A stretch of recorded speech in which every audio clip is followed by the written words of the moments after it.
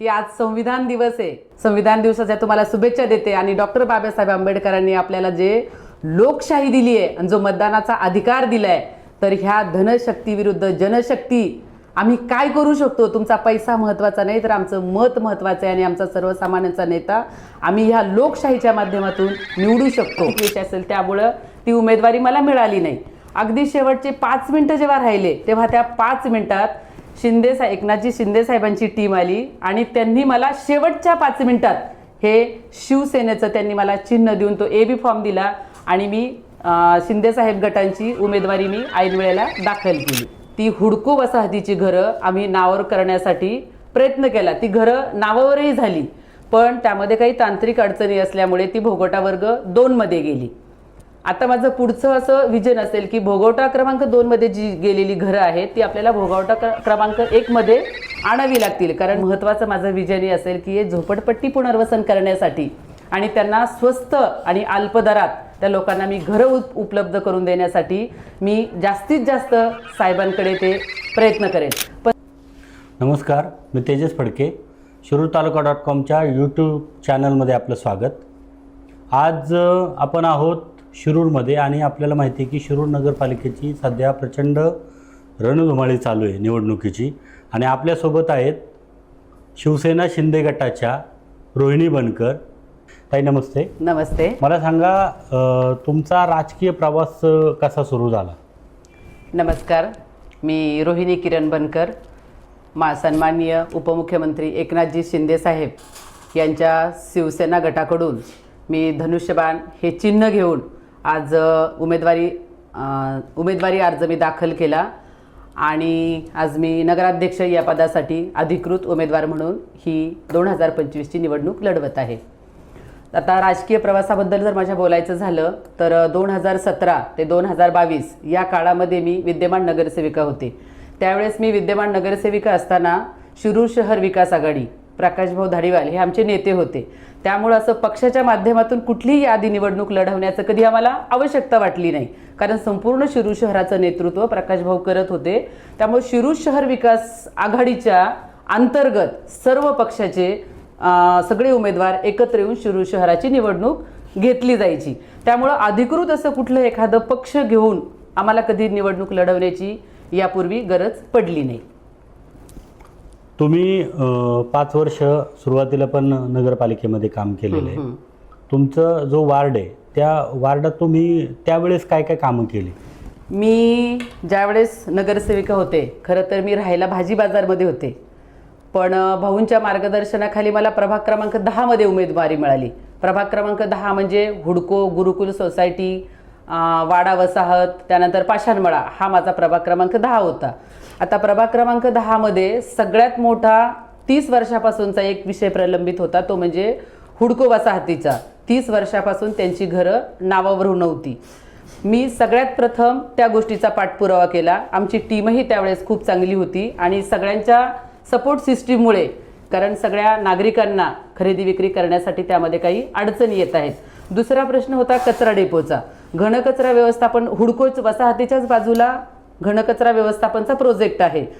त्याची दुरावस्था इतकी झालेली होती की रोज आग लागणं, त्याचा वास येणं, खूप गंभीर समस्या, त्यामुळे नागरिकांना त्याला तोंड द्यावं लागायचं।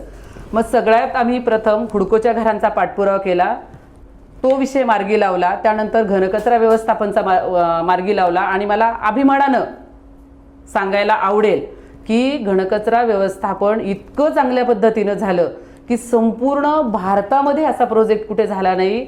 सर्व शिरूर शहरातल्या महिलांना घेऊन आम्ही तिथे हळदी कुंकाचा कार्यक्रम केला आणि सर्व शिरूर शहरातल्या महिलांना त्या ठिकाणी नेऊन ते कचरा डेपोचं युनिट कशा पद्धतीनं असतं, आपलं कचऱ्याचं वर्गीकरण कशा पद्धतीनं होतं, ते शिरूर शहरातल्या सर्व नागरिकांना, विशेषतः कचरा देणाऱ्या घरातल्या महिला असतात त्या महिलांना तिथपर्यंत आणण्याचा प्रयत्न आम्ही त्यावेळेस केला। आत्ता तुम्हाला सुरुवातीला एका पक्षाने उमेदवारी देण्याचं आश्वासन दिलं, त्यानंतर आयत्या वेळेस उमेदवारी दिली नाही। हा एकंदरीत ही जी नाट्यमय घडामोड होती त्याबद्दल थोडं सांगा मला। आता खरं तर नाट्यमय घडामोड त्या दिवशी आमचं फॉर्म भरला मी एक वरती नगराध्यक्षपदासाठी एक उमेदवारी अपक्ष म्हणून एक उमेदवारी दाखल केली. त्यानंतर मला एका पक्षानं मला आश्वासन दिलं की नगराध्यक्षपदासाठी तुम्हाला आम्ही AB फॉर्म देऊ. पण ऐन वेळेला कदाचित मला असं वाटतं की मी एक सर्वसामान्य महिला किंवा आर्थिक पाठबळ मी देऊ शकेल की नाही ह्याचा कदाचित त्यांनी विचार केला असेल. मला माहीत नाही त्यांनी काय विचार केला असेल, पण कदाचित मला असं वाटतं की आर्थिक सबलीकरणाचा काही विषय असेल किंवा आर्थिक विषय असेल, त्यामुळं ती उमेदवारी मला मिळाली नाही. अगदी शेवटचे 5 मिनटं जेव्हा राहिले तेव्हा त्या 5 मिनिटात एकनाथजी शिंदे साहेबांची टीम आली आणि त्यांनी मला शेवटच्या 5 मिनिटात हे शिवसेनेचं त्यांनी मला चिन्ह देऊन तो AB फॉर्म दिला आणि मी शिंदे साहेब गटांची उमेदवारी मी ऐन वेळेला दाखल केली. शिंदे साहेब ज्यावेळेस नगरविकास खातं त्यांच्याकडे आहे, त्यांनी शिरूर नगरपालिकेला पण निधी दिलेला आहे, तर तो जो निधी दिला त्याबद्दल थोडं प्रेक्षकांना पण सांगा. मला सांगायला खूप आनंद वाटतो.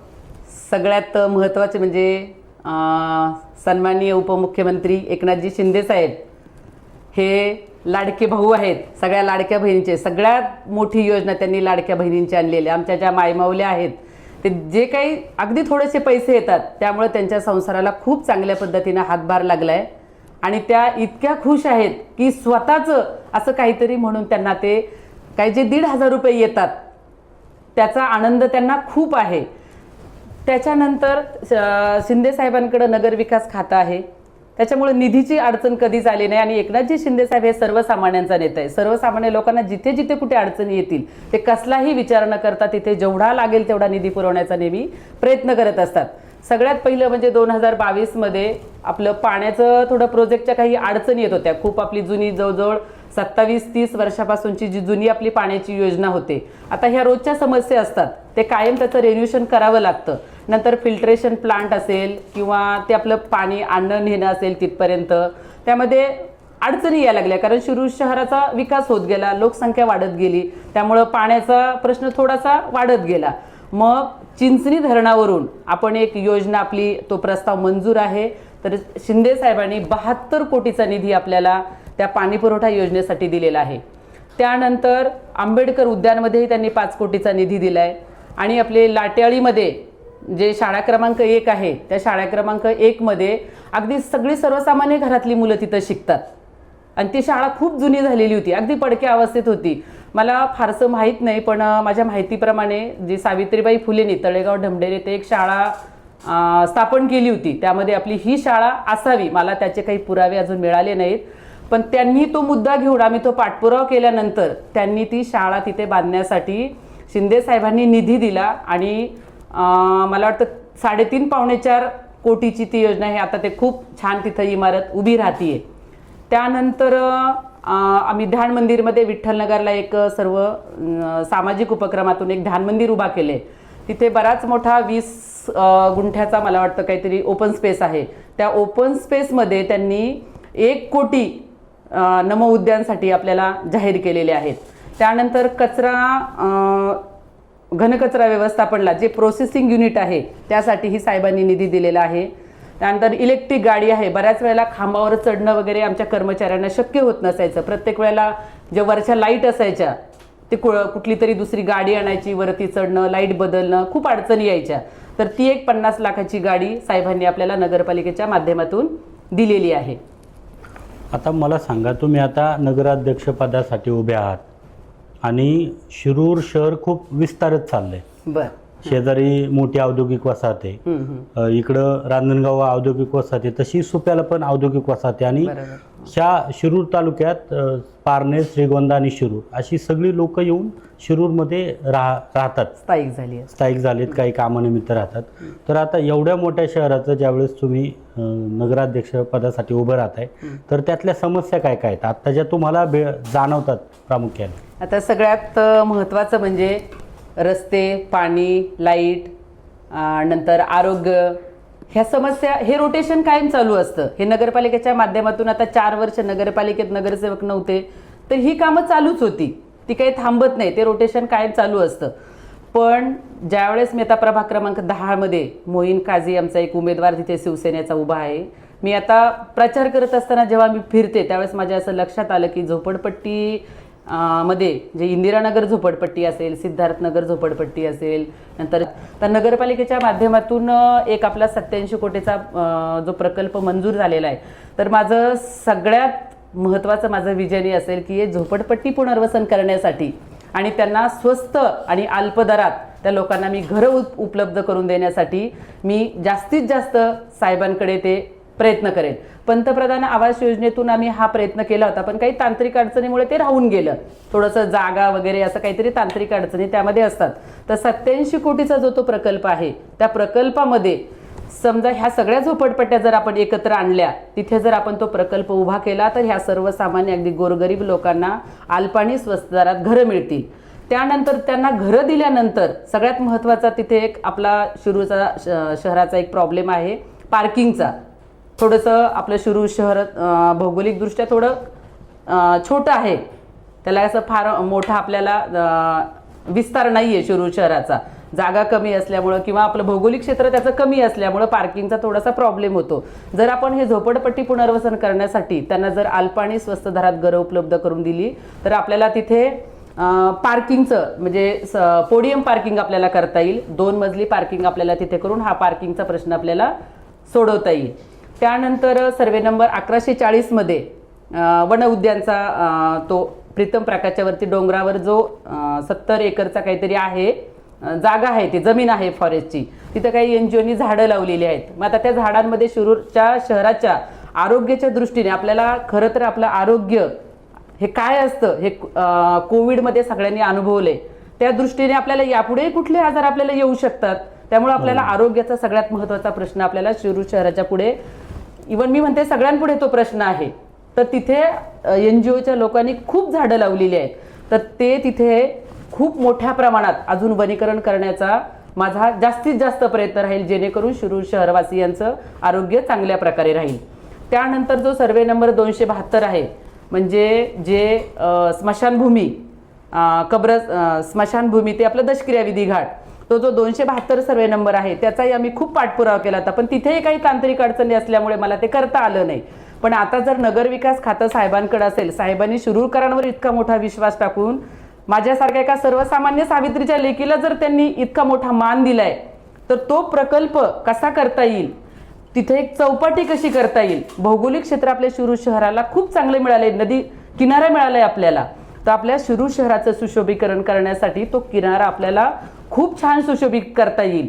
चौपाटी झाल्यानंतर लोक तिथे वॉकिंगला जातील, काही जे आपले सर्वसामान्यांच्या हातगाड्या वगैरे असतील त्यांचे छोटे मोठे व्यवसाय तिथे चालतील, खाण्याचे वगैरे. जसं की जिजामाता गार्डनमध्ये ज्या काही छोट्या मोठ्या आपल्या खाण्याच्या गाड्या लागतात, तिथे लोक चौपाटीला जाऊन त्याचा आनंद घेतील, सकाळ संध्याकाळ तिथे फिरतील. मग तोही माझं एक विजन असेल की तो नदी सुधार प्रकल्प मला तिथे एक चौपाटी करण्याचं एक माझं विजन आहे. त्यानंतर आपले रघुनाथदादा पवार आपले शिरूरचे आहेत, म्हणजे सांगायला मला आनंद वाटतो की ते महाराष्ट्र केसरी आहेत. पण ते महाराष्ट्र केसरी असून सुद्धा त्यांचा विषय नेहमी दुर्लक्षित राहिला आहे. आम्ही 15 वर्षापूर्वी आम्ही दोघांनी महिलांच्या कुस्ती शिरूरमध्ये घेतल्या होत्या, आणि जर महाराष्ट्र केसरी आपल्या शिरूर शहरामध्ये असतील तर त्यांचा आदर्श घेऊन की ते अजून आपल्या मुलांना काहीतरी मार्गदर्शन करतील. अजून आता नॅशनल लेवलला किंवा राज्य लेवलला स्टेट लेवलला बरीचशी मुलं कुस्ती खेळतात. आता काही मुलं मुली हा काही राहिला नाही, त्यांना आता बरोबरीने सगळ्या क्षेत्रात महिलाही उतरलेल्या आहेत. समजा जर असं काही कुणाचं स्वप्न असेल तर रघुनाथदादा पवार यांच्या नावाने एक कुस्ती संकुल उभारण्याचं एक माझं विजन आहे, त्यासाठी मी एक प्रयत्न करेन. त्यानंतर हुडकोचा जो विषय आहे, जो भोगवटा क्रमांक 2 मध्ये ते आता गेलेला आहे, तर तो भोगवटा क्रमांक 1 करण्यासाठी तो आता सध्या माझा पाठपुरावा चालू आहे. यापुढेही तो पाठपुरावा चालू राहील.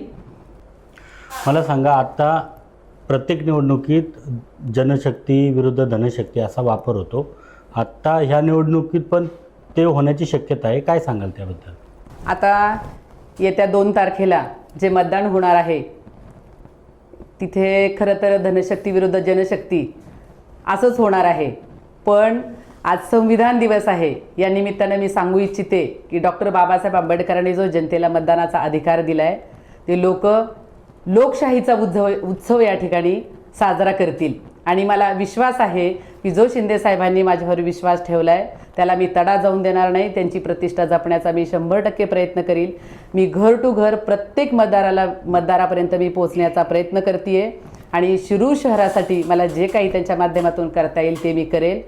आणि येत्या 2 तारखेला जे मतदान होणार आहे ते 3 नंबरच्या बटनावर जे धनुष्यबाणाचं चिन्ह आहे त्याच्यावर बटन दाबून सर्व मतदारांनी मला भरपूर मतदान करून विजय करावं अशी मी सर्व शिरूर शहरवासियांना विनंती करते. आणि अजून एक सांगते, आज 26/11 आहे, जो ताज हॉटेलवर जो हल्ला झाला तिथं ते जवान शहीद झाले आणि जे सर्वसामान्य नागरिक त्यांना वीरमरण पत्करावं लागलं, त्या सर्वांना मी भावपूर्ण श्रद्धांजली सर्व शिरूर शहराच्या वतीनं वाहते आणि मी थांबते. जय हिंद, जय महाराष्ट्र. धन्यवाद. असेच नवनवीन व्हिडिओ पाहण्यासाठी पाहत राहा शिरूरतालुका.com.